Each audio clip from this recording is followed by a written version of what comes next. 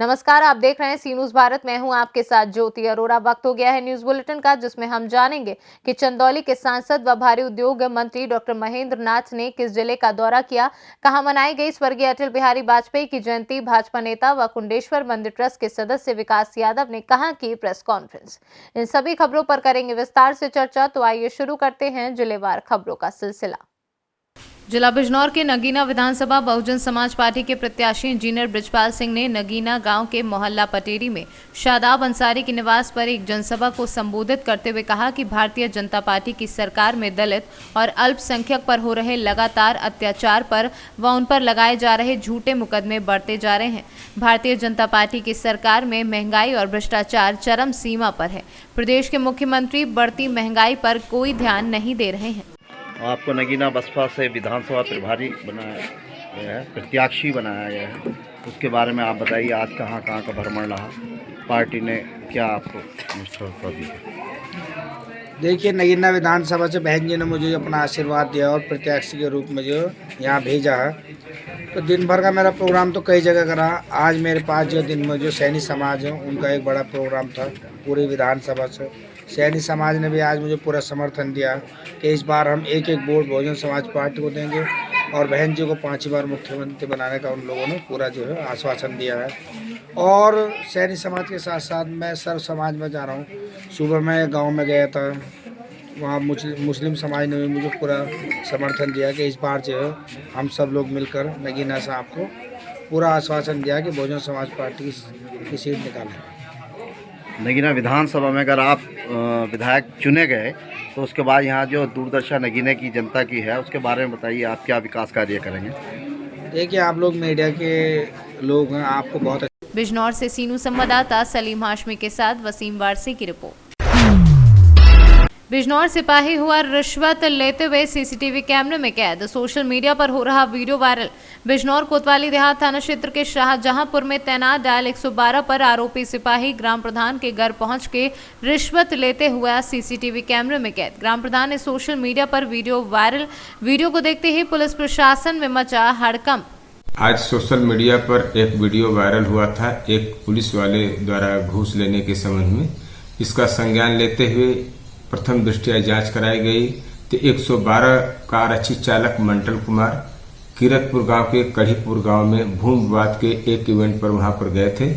एक व्यक्ति द्वारा पैसे लिए जाने का वीडियो दिखाया गया है, रिश्वत लेते हुए दिखाया गया है। तत्काल प्रभाव से जीरो टॉलरेंस की नीति अपनाते हुए इन्हें निलंबित कर दिया गया है। संपूर्ण तथ्यों की संपूर्ण प्रकरण की जांच क्षेत्राधिकारी नगर को सुपुर्द किया गया है। बिजनौर से सीनू संवाददाता सलीम हाशमी की रिपोर्ट। चंदौली के सांसद व भारी उद्योग मंत्री डॉक्टर महेंद्र नाथ पांडे शनिवार शाम को अपने संसदीय क्षेत्र के दौरे पर थे। वहां पहुंच उन्होंने मुख्यालय स्थित सकल डीहा क्रॉसिंग निर्माणाधीन रेलवे ओवरब्रिज का निरीक्षण किया। इस दौरान उन्होंने अधिकारियों से निर्माण कार्य की जानकारियां ली। निर्माण में कोई कमियां न रह जाए, इसे ध्यान रखने को अधिकारियों को कहा। मैंने लक्ष्य दिया था कि आज स्कूल पर हम आज से कुछ दिनों पूर्व हमने लक्ष्य निर्धारित किया था, आज से हम अपना आवागमन सुचारू रूप से करें। तो चूंकि निर्माण प्रक्रिया अंतिम दौर में है, तो इन लोगों ने बताया कि हमें एक हफ्ते 8-10 दिन का और वक्त चाहिए। तो स्वाभाविक है कोई तकनीकी कमी न हो जाए, वक्त देना जरूरी था। लेकिन मैं चंदौली की जनता के हित में यहाँ भौतिक निरीक्षण करने के लिए हम आए। कब तक उम्मीद है लोकार्पण? इसका आज मैंने डिसाइड किया है और अधिकारियों से वार्ता हो गई है। 5 जनवरी को इसका लोकार्पण होगा। दूसरा एक 5 जनवरी 2022 अभी ओवैसी का एक बयान आया है राष्ट्रवादी, उन्होंने पुलिस को धमकी देते हुए बयान दिया है। यूपी पुलिस को धमकी देते हुए बयान आया है। किस तरह से देखते हैं इसके बयान? देखिए, ओवैसी वगैरह कुछ नेता इस प्रदेश का माहौल खराब करना चाहते हैं, इसलिए ऐसे अनर्गल बयान दे रहे हैं। लेकिन योगी आदित्यनाथ की अगुवाई में उत्तर प्रदेश का पुलिस और प्रशासन मुस्तैद है, ऐसे किसी मंसूबे को कामयाब नहीं होने देगा। सख्त कदम उठाए जाएंगे जो लोग भी उत्तर प्रदेश का शांति और सौहार्द खराब करने की कोशिश करेंगे। डॉक्टर साहब, कोरोना की तीसरी लहर बढ़ रही है। चुनाव आयोग के बहुत से दलों ने निवेदन भी किया है कि कोरोना काल में चुनाव को टाला जाए, आगे बढ़ाया जाए, या तो सुरक्षा पुख्ता किया जाए, उसको लेकर आप क्या कहेंगे? प्रधानमंत्री जी ने भी पत्र लिखा है। उत्तर प्रदेश सरकार, देश की सरकार कोरोना के लिए सावधानियों पर, इलाज पर, तैयारियों पर सजग है और लगातार जिम्मेवारी से सारी तैयारियाँ हो रही हैं। जहाँ तक चुनाव का विषय है, चुनाव करना, कराना, तिथि, कार्यक्रम, ये केंद्रीय निर्वाचन आयोग का विषय है। वो जैसा तय करेगा वही देश को मानना पड़ेगा और सभी लोग मानेंगे। माननीय उच्च न्यायालय के प्रति हम सबके मन में पूरा आदर और सम्मान। चंदौली से सीनू संवाददाता सुमित सिंह की रिपोर्ट। मोहम्मदी रामलीला मैदान स्थित भाजपा कार्यालय पर भाजपा कार्यकर्ताओं एवं पदाधिकारियों के द्वारा स्वर्गीय अटल बिहारी वाजपेयी के जन्मदिवस पर बड़े ही धूमधाम के साथ मनाया गया। इस अवसर पर नगर के भाजपा कार्यकर्ताओं ने भाजपा को और मजबूत बनाने के लिए संकल्प लिया। के लिए हम लोग इतना ही कहना चाहेंगे कि अटल जी की ही देन है कि आज हम सभी लोग यहाँ पर मौजूद हैं। पूज्य अटल जी, पूज्य आडवाणी जी, पूज्य जोशी जी, हमारे पूज्य डॉक्टर श्यामा प्रसाद मुखर्जी, पूज्य पंडित दीनदयाल उपाध्याय जी, इनके संघर्ष और इनके तप ने जो भारतीय जनसंघ और भारतीय जनता पार्टी के लिए इन्होंने किया, संघर्ष किया और इस देश में भारतीय जनता पार्टी को जो मजबूत किया और जनसंघ को, आज उसी की देन है कि हम लोग इस देश के अंदर और इस प्रदेश के अंदर सरकार बनाकर यहाँ पर जनता की सेवा का कार्य कर रहे हैं। यूपी और योगी बहुत उपयोगी, लेकिन अखिलेश यादव ने कहा है कि अनुपयोगी। अखिलेश यादव जी को अनुपयोगी लगेंगे ही, क्योंकि उपयोगी आम जनता के लिए, सभी लोगों के लिए, उत्तर प्रदेश की 25 करोड़ जनता के लिए तो उपयोगी है माननीय योगी जी, लेकिन माफियाओं के लिए, गुंडों के लिए, बेईमानों के लिए अनुपयोगी है योगी जी। तो अब जिसको जो जिस कैटेगरी में होगा वो वैसा ही उसको समझेगा। सेंट व्यापारी के यहाँ लगभग 1 अरब 80 करोड़ रुपए पकड़े गए। इसमें भी बहुत हलचल मची हुई है, क्या कहेंगे इसके बारे में? देखिए, जब इनकम टैक्स के छापे पड़े थे तब ये कहा गया था कि ये समाजवादी पार्टी और हम लोगों को परेशान किया जा रहा है, लेकिन सबके सामने आ गया दूध का दूध और पानी का पानी। 170 करोड़ रुपया उनकी अलमारियों में भरा रखा था, जिसका कोई हिसाब वो न तो बता पाए कहाँ का है और किसका है और क्यों रखा है। और आज जब वो आरोप लगा रहे थे तो उनसे पत्रकारों को जरूर पूछना चाहिए कि 170 करोड़ रुपया किसका था, कैसे रखा था, कहाँ का था। और इनकम टैक्स वालों ने अगर छापा मारा था तो कोई उनको सूचना रही होगी। सूचना रहने के बाद जब छापा मारा तो बड़ी रकम, ऐसी काला बाजारी वाली रकम पकड़ी गई। अटल बिहारी वाजपेयी जी के जन्मदिन पे आप देश की जनता को क्या संदेश देना चाहते हैं? देखिए, हम कार्यकर्ता हैं, हम संदेश देना तो नहीं कुछ चाहते हैं, लेकिन पूज्य अटल जी के जन्मदिवस पर हम सभी कार्यकर्ता यहाँ से ये प्रतिज्ञा करके जा रहे हैं कि दोबारा से उत्तर प्रदेश में भारतीय जनता पार्टी की सरकार पुनः लाएंगे। ये हम सभी लोगों की ऐसी प्रतिज्ञा है। कितनी सीटें आ सकती है भारतीय जनता पार्टी की? जितनी सीटें आई थी उससे ज्यादा आएंगी, कम नहीं है। भविष्य में चुनाव 22 में है, आप किस प्रकार की आप चुनौती? लखीमपुर से सीनू संवाददाता अतुल मिश्रा की रिपोर्ट।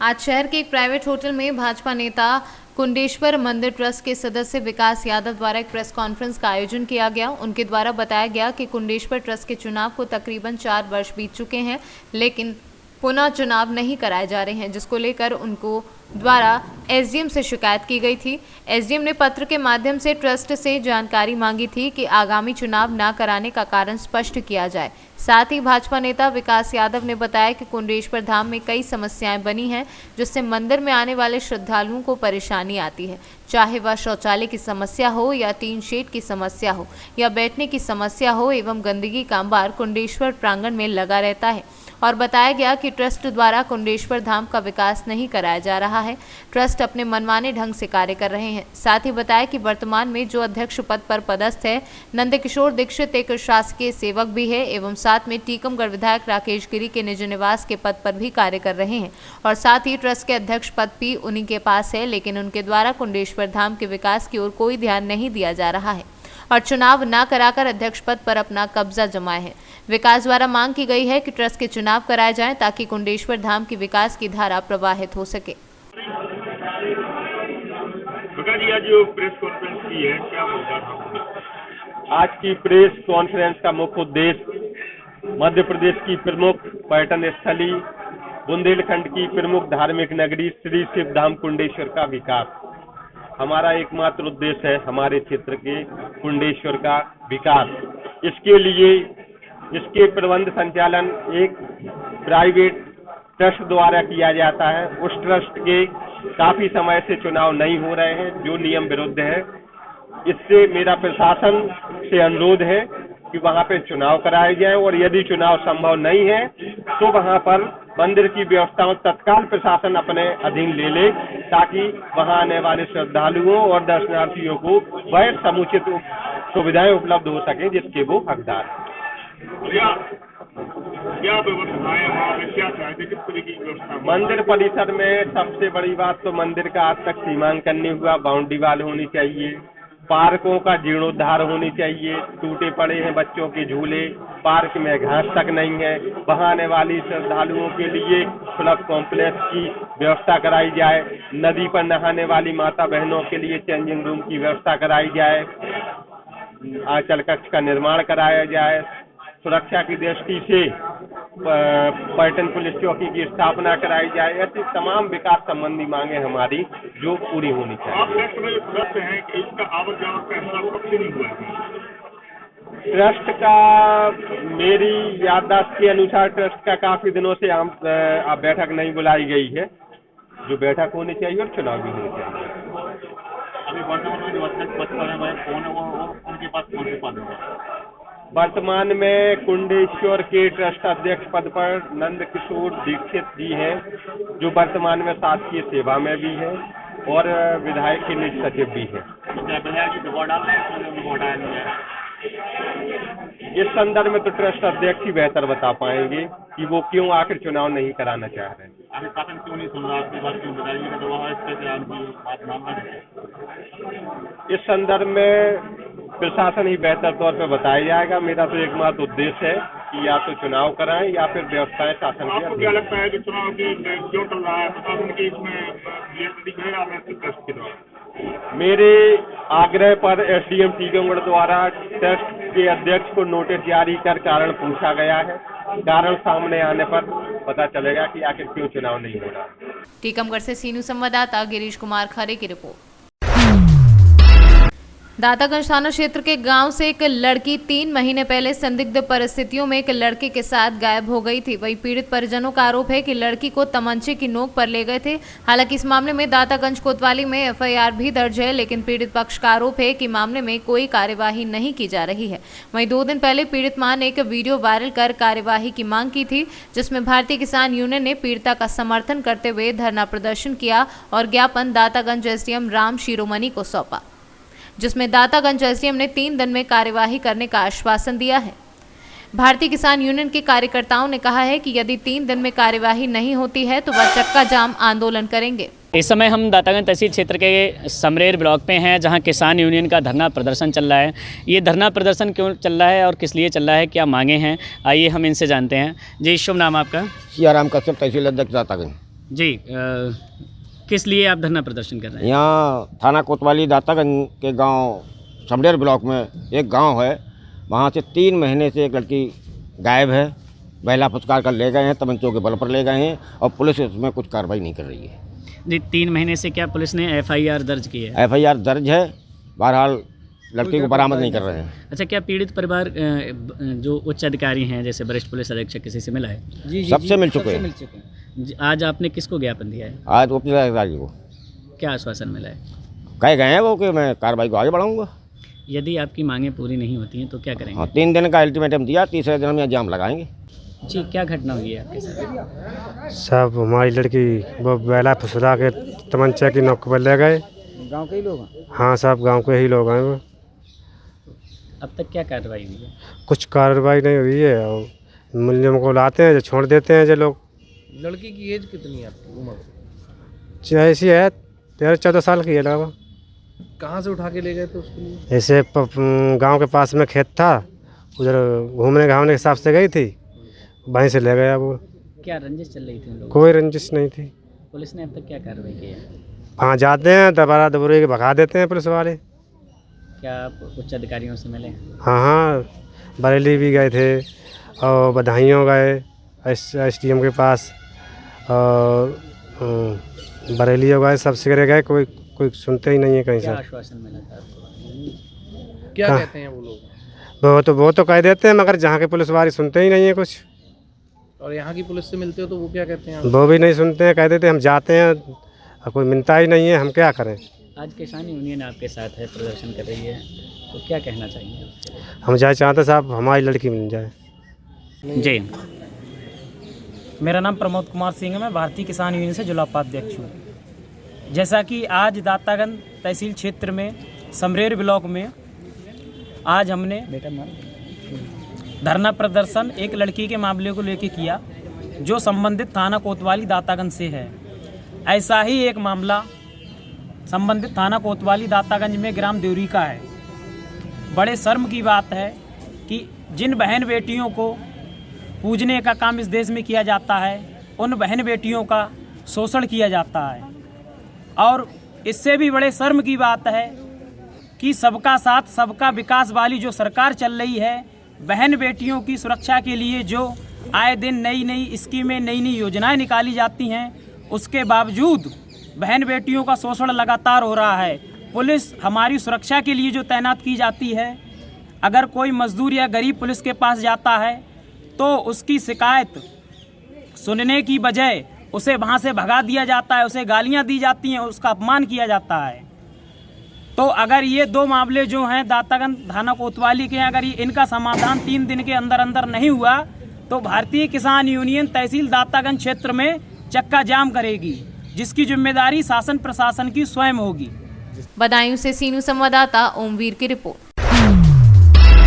आपने घरों में तो बिजली चोरी से चलते सुना होगा। अगर आपको सरकारी सामुदायिक शौचालय में बिजली चोरी से चलती हुई दिखे तब आप क्या सोचेंगे? जी हां, हम बात कर रहे हैं उत्तर प्रदेश के बदायूं के वजीरगंज ब्लॉक के कस्बा बगैरन की, जहां बिसौली रोड पर बने सामुदायिक शौचालय में लगा हुआ समरसेबल पंप चोरी की बिजली से चलाया जा रहा है, जिसका जब जनहित टाइम्स की टीम ने पड़ताल की तो मामला उजागर हुआ। इस मामले में हमने विद्युत विभाग जेई से बात की तो उन्होंने बताया कि आज मैं अवकाश में हूँ, बिसौली ऑफिस से मालूम कर बता पाऊंगा। अब देखना ये होगा कि चोरी से चल रही बिजली चोर जिम्मेदारों पर क्या कार्यवाही हो पाती है। ये सामुदायिक स्वास्थ्य केंद्र में कब से चल रही है चोरी से? कम 1 महीने से ज़्यादा चालू के लिए समय हो गया, तब से चल रही है। ये चोरी से चल रही है बिजली? ये सरासर चोरी से ही चल रही है। ये इसका कनेक्शन है नहीं, सुबह 5 बजे चला देते हैं, बाकी बाद चलाते नहीं है। पानी भी खत्म हो जाता है यहाँ पे। इसका कनेक्शन है नहीं? कनेक्शन नहीं है इसका। बदायूं से सीनू संवाददाता ओमवीर की रिपोर्ट। जनपद बिजनौर के नूरपुर विधानसभा क्षेत्र से बसपा के प्रभारी प्रत्याशी हाजी जियाउद्दीन अंसारी लगातार क्षेत्र का भ्रमण कर रहे हैं और गांव-गांव जाकर जनता से वोट की अपील कर रहे हैं। जनता भी उनको फूल मालाओं से लादकर जोरदार स्वागत कर रही है। बिजनौर से सीनू संवाददाता सलीम हाशमी की रिपोर्ट। ओवैसी की टिप्पणी पर उन्नाव सांसद साक्षी महाराज का पलटवार। ओवैसी के द्वारा योगी और मोदी पर टिप्पणी करते हुए कहा गया कि चुनाव के बाद योगी मठ में और मोदी पहाड़ों में चले जाएंगे, जिस पर पलटवार करते हुए उन्नाव सांसद साक्षी महाराज ने कहा है कि ओवैसी को खुद की चिंता करनी चाहिए कि वह कहां जाएंगे। ओवैसी को ठीक करने के लिए हैदराबाद का हमारा बेटा ही राजा ही काफी है, हिम्मत है तो उससे बात कर ले पहले। महाराज जी, ओवैसी ने कहा है कि चुनाव के बाद योगी मठ में और मोदी गुफा में चले जाएंगे, फिर तुम्हें कौन बचाएगा? इस पे क्या कहना चाहिए? मुझे लगता है कि ओवैसी कहां जाएंगे ये चिंता करें। बहुत और ओबीसी को ठीक करने के लिए हमारा हैदराबाद का टी राजा हमारा बेटा ही पर्याप्त है। हिम्मत हो तो उसी से बात कर ले पहले, योगी मोदी तक तो बाद में आए। बहुत बहुत धन्यवाद। उन्नाव से सीनू संवाददाता दीपांकर सिंह की रिपोर्ट। उन्नाव हरदोई मार्ग पर हुआ हादसा। काली मिट्टी स्थित पेट्रोल पंप के समीप हादसा हुआ। चालक को झपकी आने से अनियंत्रित हुआ डीसीएम। अनियंत्रित डीसीएम शीशम के पेड़ से टकराया। हादसे में डीसीएम चालक घायल हो गया है। स्थानीय पुलिस ने मौके पर पहुंचकर घायल को बाहर निकाला। उन्नाव से सीनू संवाददाता सुशील यादव की रिपोर्ट।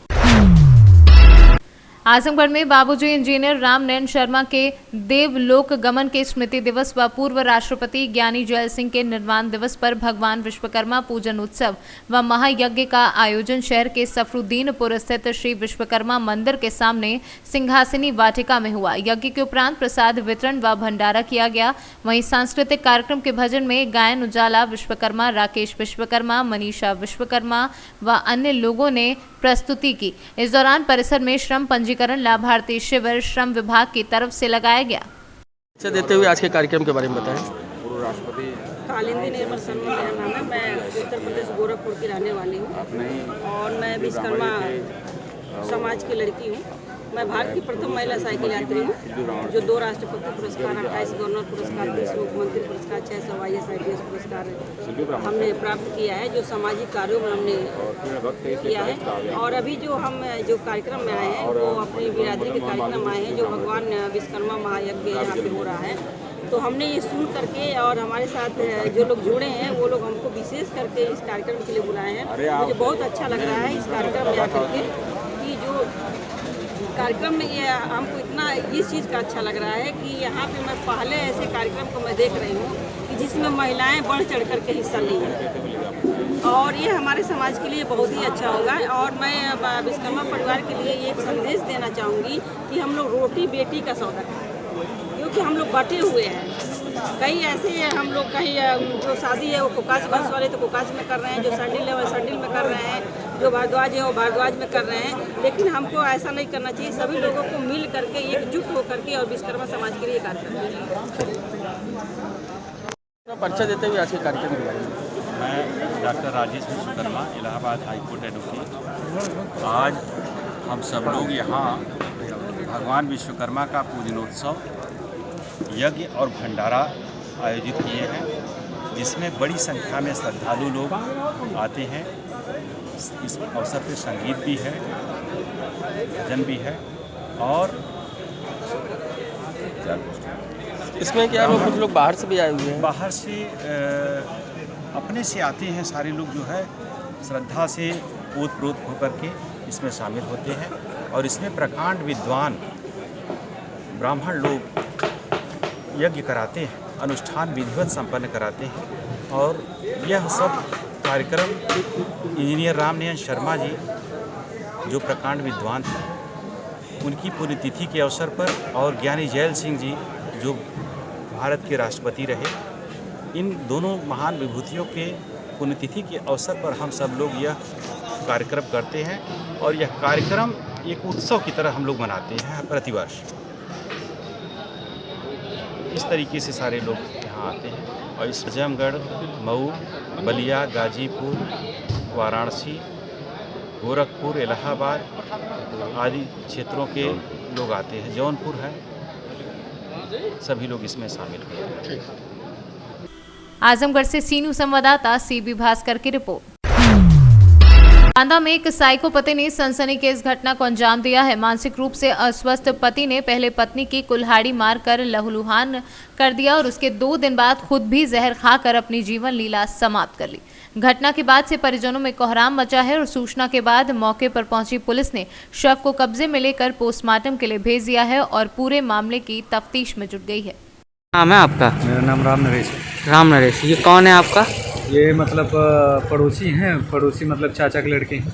क्या नाम है इनका? इनका मनोज नाम है। मनोज। पिता का नाम पता है आपको? इनके पिता का नाम भोला प्रसाद। अच्छा, कितनी उम्र होगी इनकी? इनकी है 25 वर्ष। 25 वर्ष जी। कहाँ के रहने हैं जी? क्या घटना हो गई है? घटना अब ये देखिए डॉक्टर साहब रिपोर्ट में निकल के आएगा क्या है, क्योंकि नहीं अभी जो फाइल बनी है अभी डॉक्टर साहब का कहना है कि इसने पॉइजन खाया है। पॉइजन खाया तो क्या हो गया है? पॉइजन खा के एक्सपायर मौत हो गई इनकी।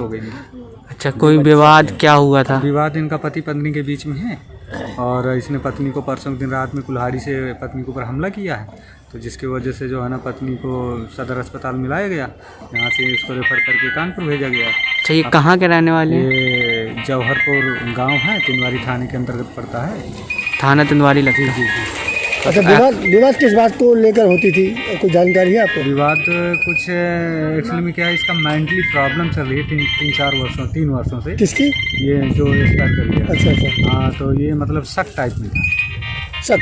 हाँ, मतलब किसी भी चीज़ में, खाने में, सब ये घरेलू विवाद होते थे। क्या नाम था इसका? मनोज नाम है इसका। अच्छा, इलाज के दौरान मौत हुई? इलाज के दौरान मौत हुई है। अभी बॉडी मर्चरी में रखवा मर्चरी में रखी है। अभी इसके बाद पीएम होगा, पोस्टमार्टम होगा इसका।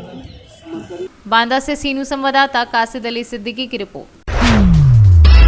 भारतीय जनता पार्टी के पूर्व प्रधानमंत्री अटल बिहारी वाजपेयी की जयंती मनाई गई। मथुरा के गोविंद नगर क्षेत्र में बीजेपी के होली गेट मंडल अध्यक्ष लोकेश पायल की अध्यक्षता में पूर्व प्रधानमंत्री अटल बिहारी वाजपेयी की जयंती मनाई गई, जिसमें भाजपा के कार्यकर्ताओं के द्वारा पूर्व प्रधानमंत्री की स्मृति चिन्ह पर माल्यार्पण कर दीप प्रज्वलित करके एक दूसरे को मिठाई खिला करके जयंती मनाई, जिसमें तमाम भाजपा के कार्यकर्ता मौजूद रहे। वाजपेयी की 97 जयंती है। इस अवसर पर मंडी रामदास में अप्पू भैया की दुकान पर अटल जी का स्वागत, अटल जी का सम्मान किया गया है। समस्त जनता से अनुरोध है कि हमारे पूजनीय एवं भूतपूर्व प्रधानमंत्री अटल बिहारी वाजपेयी का जन्म उत्सव बड़ी धूमधाम से मनाया है। अटल जी की बहुत भारी विशेषता जी थी। वो सबको साथ, सबका विकास चाहते थे और हर काम में सबसे आगे उन्होंने बुलाया। 3 दफा वो प्रधानमंत्री बने, पर देश की हमेशा उन्होंने देश की रक्षा के लिए काम किया। अटल जी जैसा प्रधानमंत्री आज तक देश में ना हुआ, ना होगा, ना कभी होगा। अटल जी अमर रहे, अमर रहे, अमर रहे।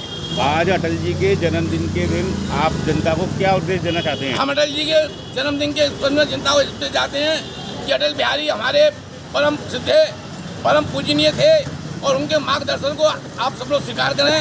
जैसा उन्होंने एक हमारे हिंदू राष्ट्र के लिए किया, वो शायद कोई कर सकता। इसलिए हिंदू धर्म की रक्षा के लिए अटल जी को हम बहुत बड़ा योगदान मानते हैं। मथुरा से सीनू संवाददाता मोहम्मद फारूक की रिपोर्ट। मेहर में लाइसेंसी व्यापारियों का स्टॉक चेक करने पहुंचे मेहर एसडीएम, तहसीलदार सहित मंडी के कर्मचारी। मेहर के लाइसेंसी दुकानदारों के भंडारण चेक किए गए और दुकानदारों के स्टॉक को जांचा गया। साथ ही कुछ दुकानदारों पर नियम विरुद्ध स्टॉक कम ज्यादा पाए जाने पर कार्यवाही भी की गई। वहीं कई दिनों से खबरों में चर्चित अमन ट्रेडर्स पर मेहर एसडीएम की नजर गई और अमन ट्रेडर्स में 305 कुंटल धान का रजिस्ट्रेशन होना पाया गया, लेकिन स्टॉक से अधिक 600 कुंटल धान पाए जाने पर गोदाम को सीज किया गया। कार्यवाही में मेहर एसडीएम धर्मेंद्र मिश्रा, तहसीलदार मानवेंद्र सिंह, बेटेलाल सिंह, मंडी सचिव रमेश पांडे, विनोद शुक्ला, अखिलेश राय मौजूद रहे। कई दुकानदारों को, जो लाइसेंसी दुकानदार हैं, उनके स्टॉक निरीक्षण किए गए, क्या क्या कमियां पाई गई और कितने पर कार्रवाई की गई? देखिए, अभी धानोपार्जन चल रहा है तो और सूचना ये आ रही है कि जो कुछ व्यापारी हैं जो उत्तर प्रदेश या अन्य जगहों से धान लाके और उनको गेहूं उपार्जन केंद्रों में धान उपार्जन केंद्रों में किसी न किसी तरीके से विक्रय करते हैं। इस हेतु कलेक्टर सर के निर्देशानुसार आज एसडीएम सर के साथ लगभग 5 दुकानदारों का जो है व्यापारियों की स्टॉक चेक किए गए और ये निरंतर कार्रवाई जारी रहेगी। और मंडी सचिव को निर्देश दिए गए हैं कि शहर में जितने भी ऐसे व्यापारी हैं उनके स्टॉक का सत्यापन अगले 2 दिन में कराया जाए। जहां पे भी स्टॉक उनका ऑनलाइन स्टॉक से ज़्यादा धान मिलती है वो जब्त की जाएगी और वो धान तब तक जब्त रहेगी जब तक कि धानोपार्जन हमारा चलता रहेगा। कुछ गोडाउन सील भी किए गए हैं क्या? हाँ, अभी ये अमन ट्रेडर्स का लगभग 600 कुंटल 600 कुंटल धान पाई गई है, जबकि उनके स्टॉक ऑनलाइन 305 कुंटल दिखा रहा है। ये अभी स्टॉक पंजी उपलब्ध नहीं करा पाए हैं, इसलिए आगामी आदेश तक के लिए उनकी दुकान अभी सील कराई गई है। जैसे ही ये स्टॉक पंजी उपलब्ध करा देंगे तो इनकी धान माने जो गोदाम है खोल दी जाएगी, लेकिन ये तब भी जो उपलब्ध धान है इनके यहाँ उसको कहीं विक्रय नहीं कर पाएंगे जब तक कि धानोपार्जन हमारा चलता रहेगा। ये सारे व्यापारियों पे लागू है। सतना से सीनू संवाददाता कुलदीप द्विवेदी की रिपोर्ट। बांगरमऊ के क्षेत्रीय विधायक श्रीकांत कटियार ने औचक निरीक्षण किया। औचक निरीक्षण कर लोक निर्माण विभाग को आदेश दिए, जल्द से जल्द पुल का निर्माण पूरा करने के आदेश दिए हैं। काली मिट्टी शिवराजपुर मार्ग पर हिंदूपुर के समीप पुल बन रहा है। 4 साल पहले भीषण बाढ़ से टूट गया थी पुलिया। उन्नाव से सीनू संवाददाता सुशील यादव की रिपोर्ट। इस न्यूज बुलेटिन में फिलहाल के लिए इतना ही। आप देखते रहिए सी न्यूज भारत।